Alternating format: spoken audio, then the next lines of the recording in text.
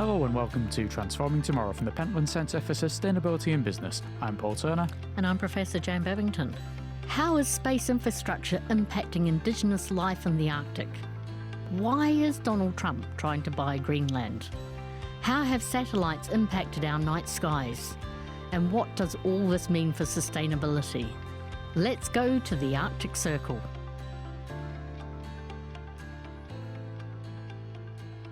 What's the furthest north you've ever been in the world, Jan?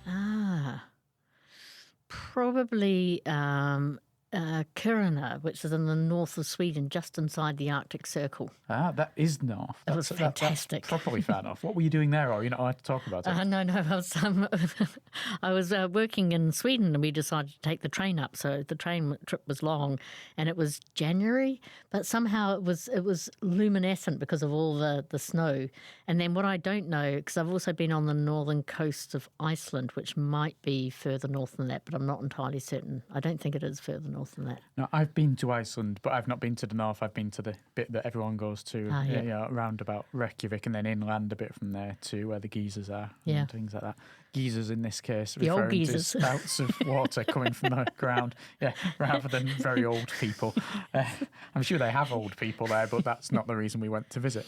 Now, it's interesting, isn't it, that on this planet, when you go so far north, civilization in lots of ways disappears, especially if you get to the very extremes of the North Pole and the South Pole.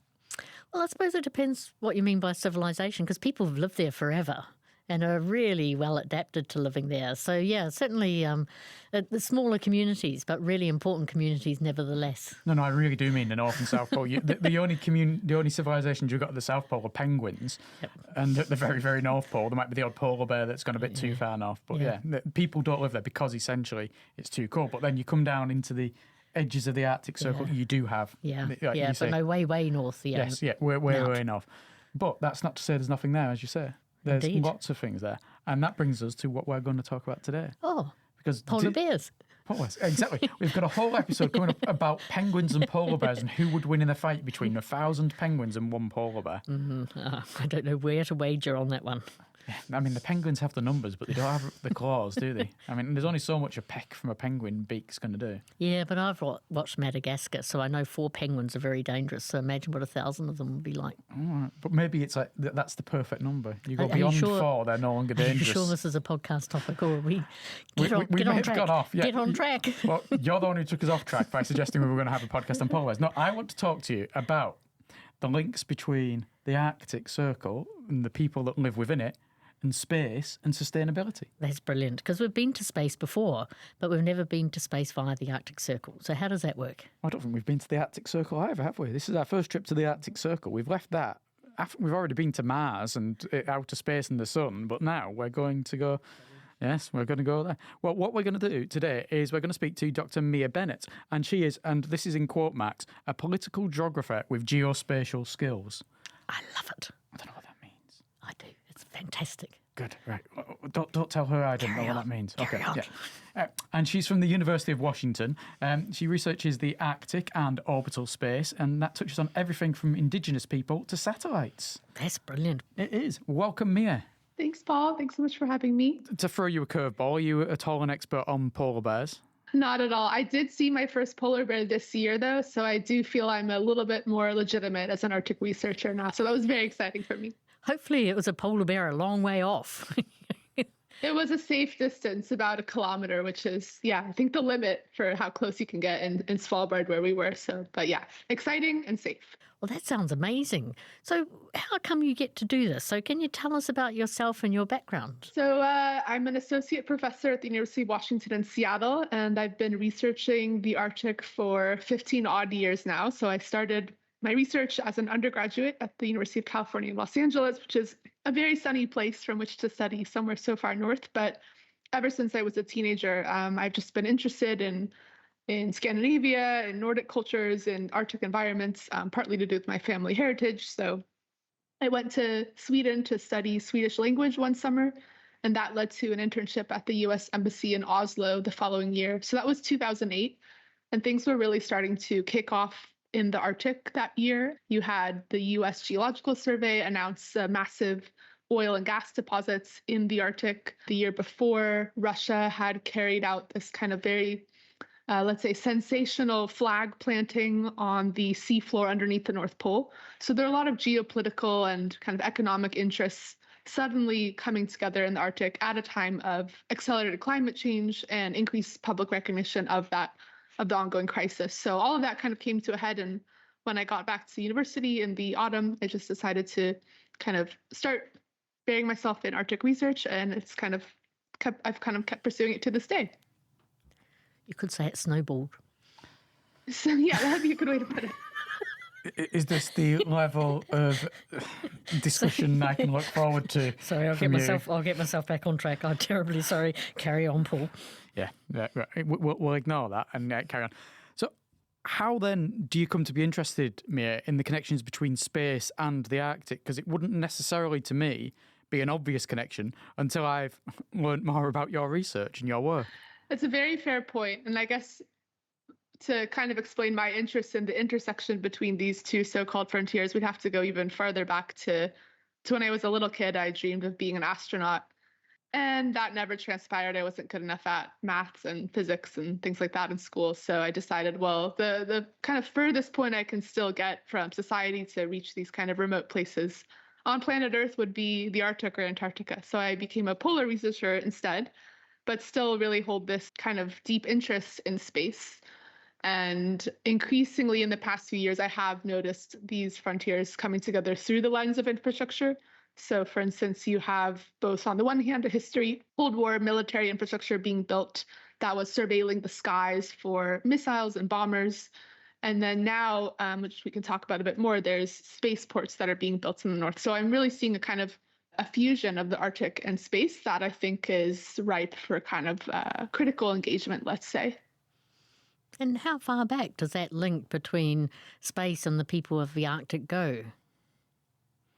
That's a good question. So I recently wrote a book with another political geographer, Klaus Dodds, and in the research for my book, I was trying to think about, how can we situate the connection between the Arctic and space in a way that really does justice to the indigenous peoples who've inhabited the Arctic for tens of thousands of years and have also turned to the skies for just as long. So in the course of our research, I came across kind of lots of studies that show how indigenous peoples have navigated by the stars, by the constellations. They were able to tell the turning of the seasons, even in the depth of the polar night when it's just dark for weeks and weeks on end, because they would notice the constellations changing in the skies, and that would signal the emergence of spring. There's also an interesting case of the Cape York meteorites, which were these iron-rich meteors that came down in Greenland thousands of years ago, and those were basically chiseled away at by the Inuit people and turned into knives and tools and traded all across the North American Arctic. So there's both material and kind of more, let's say, abstract ways in which people in the North have turned to space and used its resources as well. When we come then further forward, more recent times, let's say about the last 100 years, was the Cold War then an important period for the Arctic when it comes to space? I would say so. Certainly during the Cold War, you had, in many ways, militaries both in the West, so NATO militaries, and then you had Soviet Union both looking at the enemy across the North Pole. To do that, militaries were using radar technology. So they're kind of scanning over the horizon for signs of incoming threats, whether that would be a missile or an intercontinental ballistic missile or a bomber plane, what have you. So there was kind of already this turning upwards into kind of the atmosphere, at least we could say. But eventually throughout the Cold War, various militaries also began kind of surveilling space. Space is not weaponized, so the Outer Space Treaty prevents putting weapons into space, but we could still say that space is seen as a realm that militaries want to defend and try to maintain a degree of access to, and the Arctic provides a very useful point for surveilling space from the north. So that's, for instance, one reason why we could say the U.S. Decided to build a military base in the far north of Greenland at Thule, which is called Qaanaaq by the Inuit people, because it just offers a very strategic vantage point, both to look towards what was then the Soviet Union and to look north up into space. I think, Jan, I'd have given you good money when we did the first episode of this podcast a couple of years ago that we'd have 2 episodes that mentioned the Outer Space Treaty. Well, there we are, because we've already talked about it in the context of asteroid mining and how that is affected by the Outer Space Treaty. But it's now affecting us down here, and weapons we're looking at now. This is fascinating. The other thing that it brings to mind is that looking at the history of fishing globally, Iceland's always been in a really particular position, and again during the Cold War had a really good sort of trade regime with the US, who would put tariffs on everyone else but never on Iceland, because Iceland said, oh yeah, you can tariffs if you want, we'll sell the fish to the USSR. And they said, no to the tariffs, we'll have your fish. So that sort of whole sense of those northern latitudes being a point of contestation with people who are on either side of them, not necessarily right in them when it comes to the US, but with a really strong interest in them. In a lot of contexts, it makes sense why it's the North Pole and not the South Pole in this regard, because if you look at geographically countries that are near the South Pole, there are none. There's Antarctica and a big ocean all around it before you get to any kind of countries. Though you do have penguins in New Zealand and South Africa. You do indeed. I was going to say, I felt sure we were going to be back on the penguins.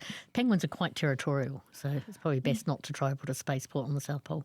Yeah. Is it the main army in New Zealand is actually penguins? Steady. We're in trouble. You're on. The ice is cracking. Thin ice. Yes. Anyway, back to the questions. So this is fascinating stuff, Mia. So what impact has that kind of contestation and that building of the surveillance infrastructure had on the land and the people who live there? The impacts in many ways have been very detrimental. So if we go back to this example of Thule Air Force Base, which was built, I want to say, in the early 1950s. So basically, during the Second World War, the U.S. agreed to defend Greenland because Denmark was unable to do so. So on the one hand, you could say, okay, Denmark, the Kingdom of Denmark, benefited from the U.S. coming in and building surveillance structures and sending its military there. But the people who were already living in Greenland lost out in many ways. So there was a small community of hunters in Qaanaaq, but they were basically forced to leave their homes. And not only were they forced out and made to resettle, I'm not sure the distance, but some ways away from, their normal, what they would have called their homes. Their homes were also burnt to the ground and they were not allowed to return. The homes were burnt to basically discourage the hunters from even coming through on trips to go hunting. So not only were they couldn't live there, they couldn't hunt there as well. So that's just a very, I think, extreme example of the ways in which militarization has completely undermined and pushed aside Indigenous peoples. You also have, let's say, longer term ecological devastation that has happened as a result of radioactive waste just being dumped into Arctic seas or even buried in the Greenland ice sheet that I suppose militaries thought would stay locked away forever, but climate change is perhaps causing some of this to seem a little bit riskier. There is radioactive waste in the Greenland ice sheet, but so far it continues to sink deeper and deeper due to accumulating snow. So it's not actually at risk in the near term of melting out, but it's still a big worry for many people. And then you have, as I mentioned, this radioactive waste in the Arctic seas north of Russia. And that problem could worsen, which would impact fisheries, people both indigenous and non-indigenous who rely on that for on that food source.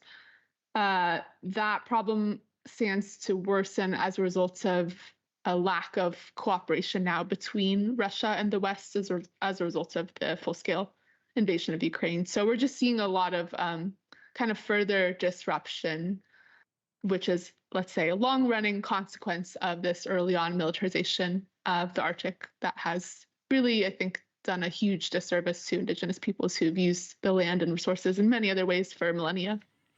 You've tied it in there with something that's going on at the minute, which is the invasion of the Ukraine by Russia, but also you've got one man who's mentioned Greenland more in the last 12 months than it had possibly been mentioned across the rest of the world for about a decade, and that's the US President Donald Trump. His obsession with Greenland, the Vice President J.D. Vance visiting with his wife, and lots of sounds being made essentially saying Greenland should be ours, we want Greenland. Denmark get out, we want it, and lots of political issues that have arisen because of that.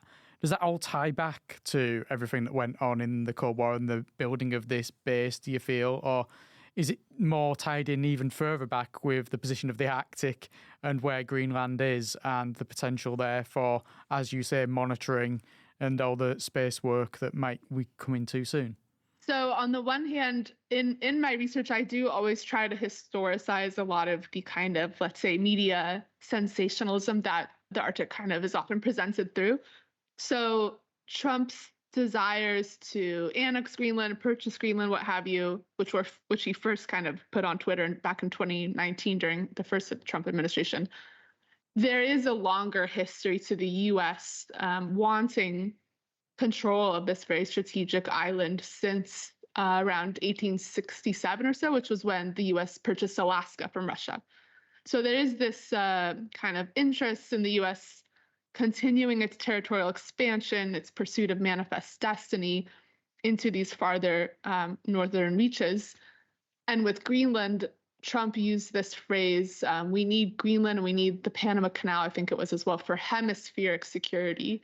So it's this idea that the homeland, as it were, of the United States, the kind of, let's say, the lower 48 states, can only be secured if we have a wide perimeter that would include Alaska, Greenland, Panama, Central America, what have you. And, then you have to ask, where does it stop? So there is that history of the U.S. kind of wanting to buttress itself.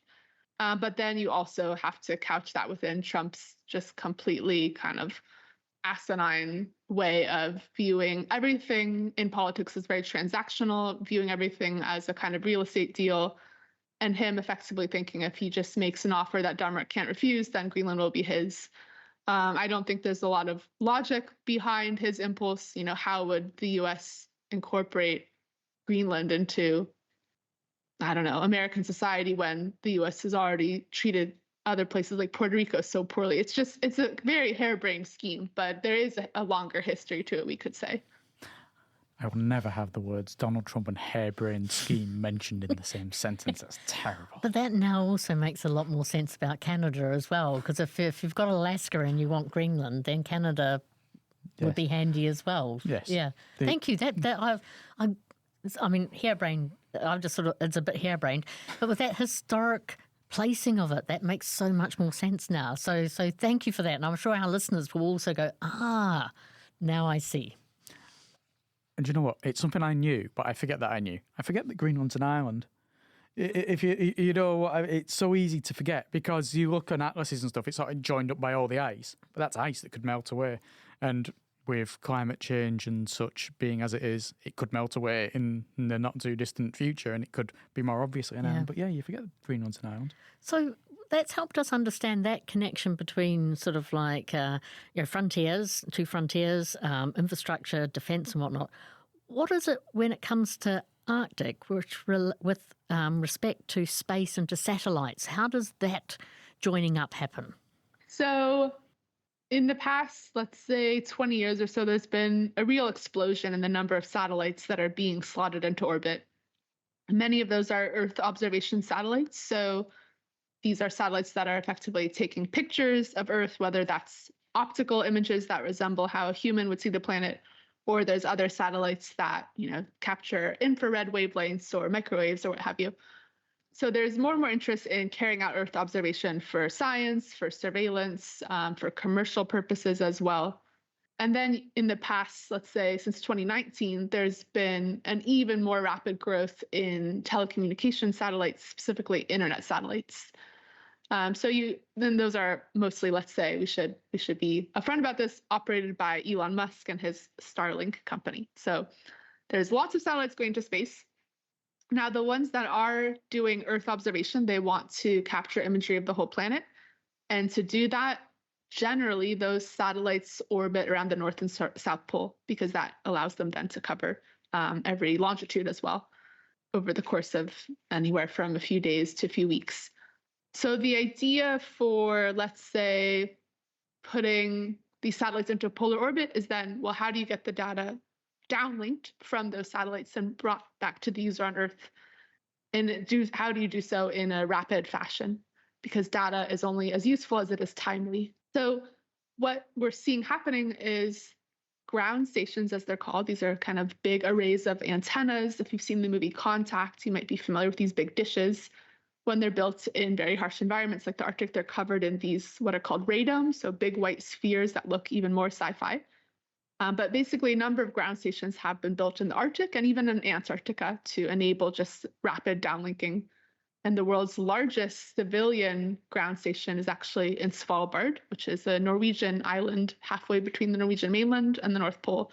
So if you were to visit there today, you would just see hundreds of these radomes silently downlinking data from the polar orbiting satellites overhead and the odd reindeer scurrying around the radome. So it's really very surreal sight that I've had the fortune of visiting. And you can just imagine, all these kind of little radomes are listening to satellites in the skies overhead. So it's very kind of, you really feel the frontiers connecting when you're there. And for the people then who live in the Arctic, the indigenous people who've been there for hundreds, thousands of years, how has space changed for them then? It sounds like there's lots of things have changed on the ground with things such as the satellite bases you're talking about and the missile sites that we talked about and the radiation, unfortunately, in the ground that we talked about. But what about space itself? Has that changed for the people of the Arctic? Well, I would say I think the biggest change that I've heard kind of brought to attention by Indigenous peoples is the fact that when these satellites, more and more satellites are streaking across the night skies, that makes reading the skies and navigating by the stars or kind of, let's say, telling ancient myths and what's called star lore much harder to do because you just have these satellites getting in the way. I don't know if either of you have gone out into a dark sky and now notice instead of seeing shooting stars, almost all the time you're just seeing these satellites kind of blinker across the skies, which is, unfortunate for people who appreciate astronomy, but perhaps even worse for people who are using the skies in a more instrumental way to get around effectively. Otherwise, I don't know if there's been so many specific changes to space itself beyond this light pollution problem. But that is a very severe one that Indigenous peoples are increasingly underscoring and raising as an issue in forums such as the United Nations and elsewhere. So what about on the ground then? Have all of these structures that have been built and the work that's been gone on to sort of help explore space, to help with the satellite bases, all of this, has that damaged Indigenous cultures at all? Have they been affected by it on the ground? That's an interesting question because I would say on the whole, the arrival of militaries, of these southern states, colonization, imperialism has had absolutely devastating impacts on Arctic Indigenous peoples. In many ways, their cultures and language have been damaged, but I don't want to say irreparably because I think it does a disservice to Indigenous peoples to paint them entirely as victims. In the past half century, 60 years or so, we've seen a lot of amazing, very successful efforts by Indigenous peoples across the Arctic to organize, to take back power. We've seen successful land claims in places like Alaska and Canada. In places like Russia, Indigenous peoples are in a much worse position vis-a-vis the state, but still there are efforts increasingly by Russian Arctic Indigenous peoples in exile to fight for their rights and to have a voice. So that being said, though, there is still a lot of damage that we can see that has been carried out by the militaries in, let's say, the past century, because they are building this infrastructure. They are, as we discussed, kind of building sites in Greenland, or in Russia, you have the Plesetsk Cosmodrome, which I'm not sure how it would have directly impacted any Indigenous peoples around there, but surely even local people who live there, they've been, perhaps suffering from the debris that comes down from rocket launches and so on, which oftentimes has very toxic fuel tied up with it. There was a really interesting article, though, by the New York Times, which showed how people living nearby this cosmodrome in Russia, where they would place both intercontinental ballistic missiles and launch satellites, have made use of this space junk and turned it into kind of works of art in their front yards. So I think that one example highlights how, in many cases, people living in the Arctic have a complicated relationship with militarization and colonization and the forces that come in, because if we look to Alaska, for instance, you had this so-called distant early warning line, which was built by the US government, a series of radar stations stretching from Alaska across Canada all the way into Greenland, built during the 1950s. And oftentimes Indigenous peoples were employed to work on these sites and to construct them.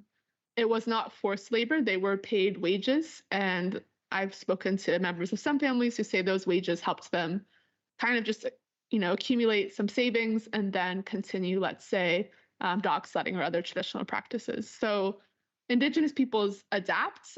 Some of them maybe, let's say, do well in terms of earning a kind of steady employment in these military sites.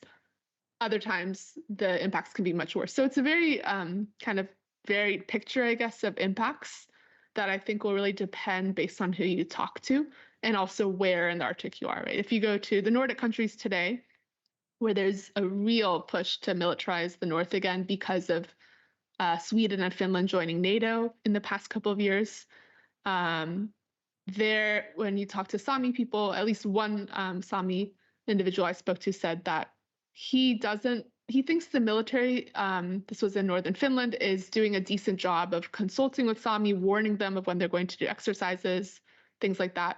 But it's the actual infrastructure when it's built that is a big problem, because then that just remains in place for decades, right? And the Sami, let's say, do not always have proper consultation then. So that's maybe more of a sticking point, is the actual buildup, this growing footprint now, instead of just people and forces coming in and going.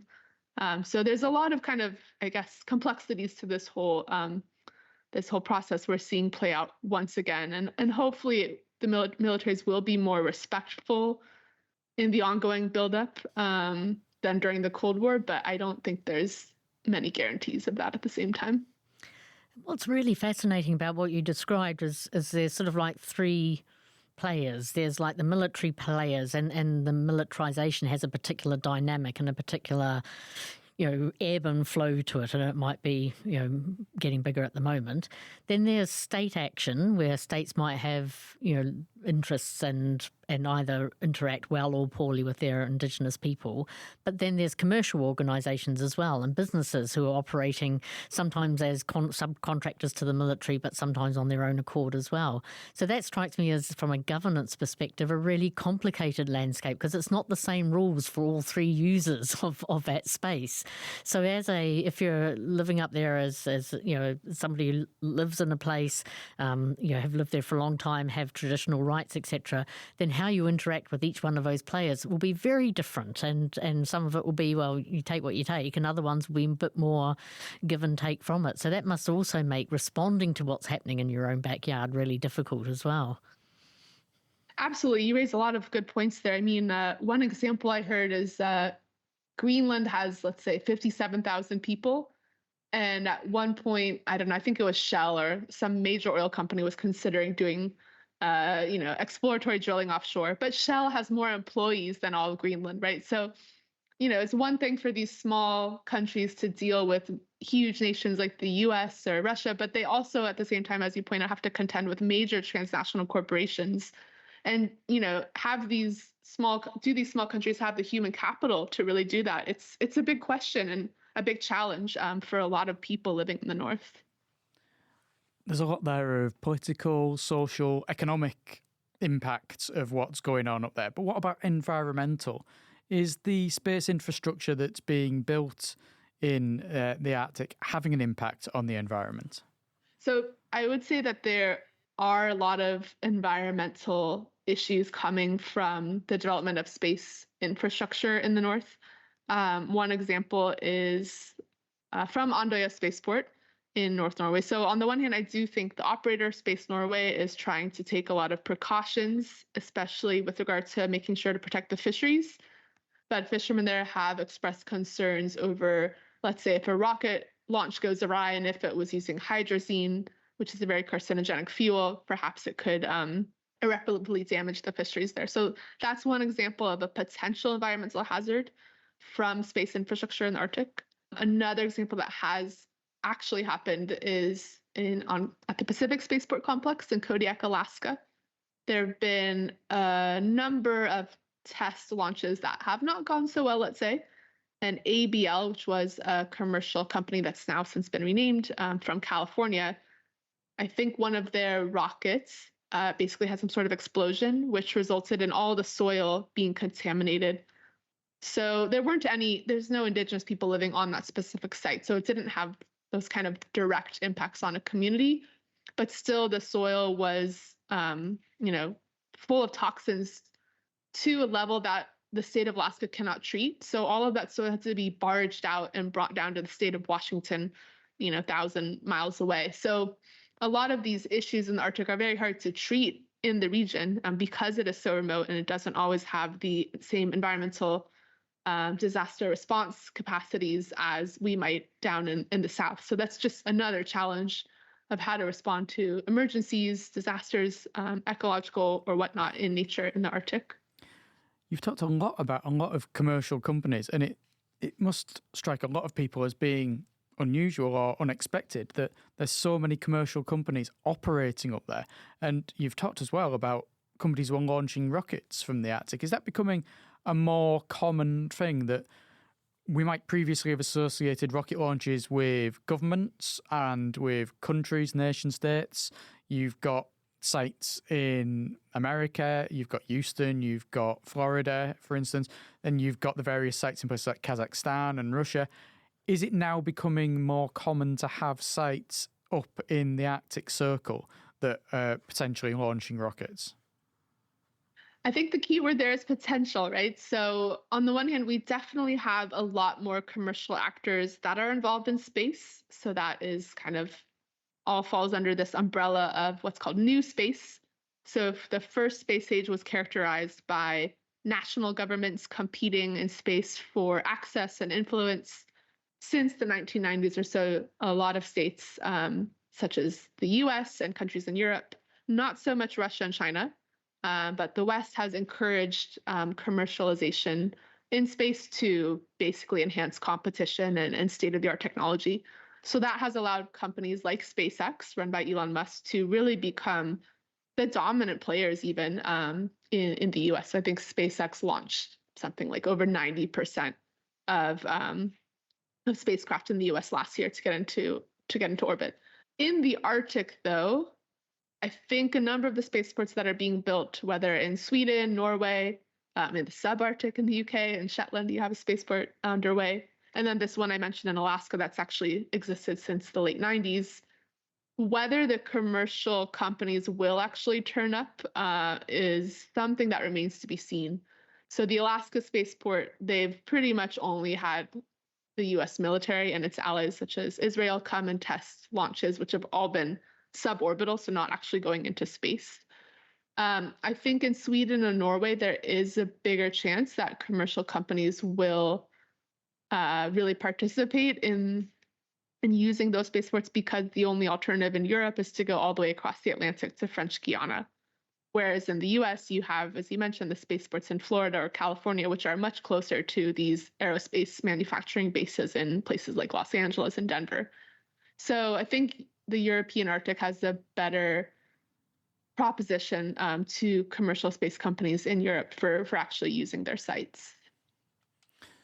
Well, I think then we're coming towards the end. So I just want to wrap up then, Mia, by asking you, what do you think is going to come next? What do you think will be the next step with what's going to happen in the Arctic that ties in with space?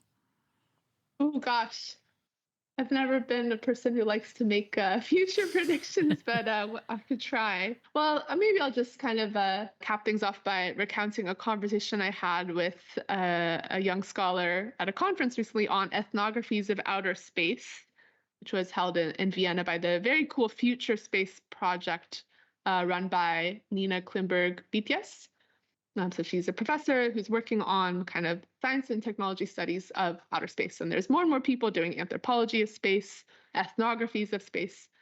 But then there was this person I met who didn't present, but she actually said, well, she grew up on Svalbard, which is already very remarkable because it's a community of only 2,000 people. And one of her parents worked in this ground station up in Longyearbyen, the big hub on Svalbard. And she said that overall, her family, her father found very gainful employment in this site. And now she was studying to be an engineer, and her kind of university group. I think she was a student at University of Trondheim down in the Norwegian mainland, what had engineered a CubeSat, so a very small satellite that they hope will be on board the first rocket launch from Andøya, which is, or they've already had one. It didn't go very well, but if they have a successful one, hopefully in a few months, and she says that their CubeSat might be on board. So I thought that was a really neat example of how space is becoming more democratized, even though we hear a lot about, increasing potential for weaponization, militarization in space. More people, like university students, are able to engineer things with very small miniature kind of technologies and find space on board a rocket to get it into space. So I would like to see that as kind of, a positive way to view how space could be a place for, all people to kind of carve out some little niche and find a way to use it in a way that's like fun or interesting or helpful for humanity. That could be one trajectory. I don't know if that is a guaranteed trajectory because, as we've talked about, we're in a very fraught moment where, we mentioned the Outer Space Treaty, which was signed in 1967 during the Cold War at a time of great international animosity. But I feel the appetite now is even less for kind of creating rules of the road that would govern space that is a space that is getting increasingly crowded, increasingly clogged by satellites. I don't see the US, Russia, China, let alone other countries all coming together and saying, hey, let's figure this out together. So that does make me nervous for the sustainable and equitable use of space. And then in turn, how that will impinge upon communities on Earth, in the Arctic and elsewhere, where a lot of this infrastructure is materializing. So I have a lot of concerns as well, but there are some glimmers of hope. Well, Mia, you've taken us on a great journey today. Thank you so much for joining us. Thank you. Thanks, Paul. Thanks, John. It was a lot of fun to talk with you both. I've always liked space and I've always liked the Arctic, and I've never really tied them together. But today has shown me how many potential connections and how many actual connections there are between the two. And what I liked about what Mia talked about is it's like geopolitical and geospatial. And so that, it was riveting, absolutely riveting. There's so many aspects to it when you consider especially this commercial element that's coming in and the potential for what might happen in future years, both positive and potentially negative. When you're looking as the political side of it between all the countries that are involved and have an interest in the Arctic, when you're looking at the social side and the indigenous cultures, it's so complicated. It's all interweaved. And whenever you hear of, something taking off and crashing, your first thought is you hope, well, there's no one on board when that happens. But sort of thinking about the failed launches and what they physically, do in terms of toxic waste, etc. That's something that I hadn't come across at all. But I did notice that New Zealand is currently consulting on rewriting its rules about how much launch debris can end up in the ocean. Is this like you've got rules about how many mouse hairs are allowed in so many grams of chocolate? There's going to be a rule about how many space debris elements can be found in a square kilometre of water. Yeah. Well, of course, there's lots of other things in the ocean. You don't want to be dropping stuff on rigs or other activities. You don't want to be dropping it on fishing boats, etc.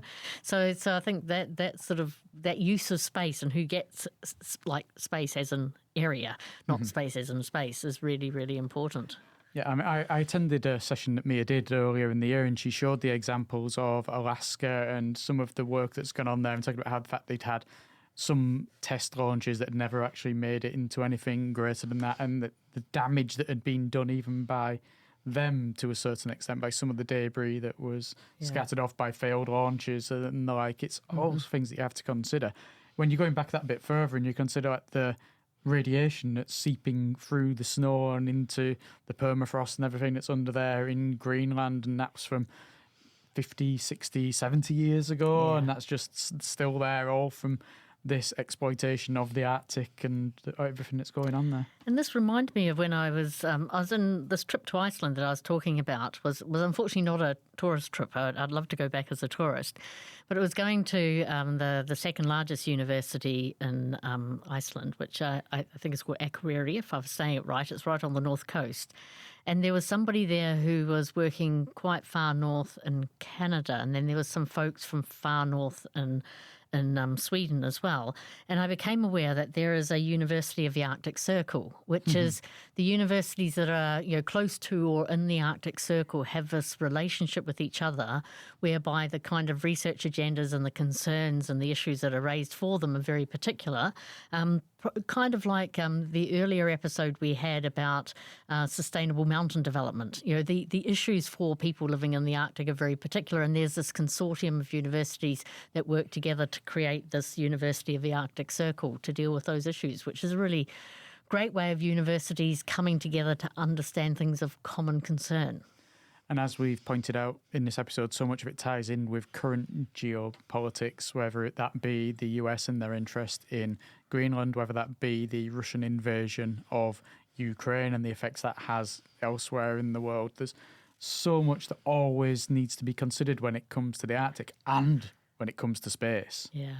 But then at the end of the day, the justice on the ground. And I think that's the other thing that was really well articulated by Mia, is that people live there. It's their place. It's their where they tell the stories about the stars, etc. So that justice angle is very largely put together as well. And as she also pointed out, it's not necessarily all bad for those people. Yeah. You've got that person who was working, or whose father rather was working in Svalbard on one of the installations there, and the benefits that brought to him, to his personal life and to the economy there. There's always going to be things that weigh off against each other. And I really like the way she resisted saying, Indigenous people aren't always victims. We don't need to think about, a whole group of people in that way. So I think she articulated that very well without necessarily forgetting that there can be also negative impacts. So no, I enjoyed that immensely. So did I. So what are we going to be speaking about next week, Jan? Well, let's stick with some justice things. Justice? Is that it? Or are you bringing more justice to the world? More justice to the world. Shall we talk about justice and just transitions? Yes, please. Yes. Let's welcome back Camilo Cornejo Martinez, who's been with us before and is going to be talking about various different court cases and legal rulings that are going on all around the world at the minute and how this all ties in with climate conflict and just transition. It'll be an interesting topic to discuss. And a really nice link on to what we've just been talking about as well. It will. It will be. Well, until then, thank you very much for listening. I'm Paul Turner. And I'm Professor Jane Babington.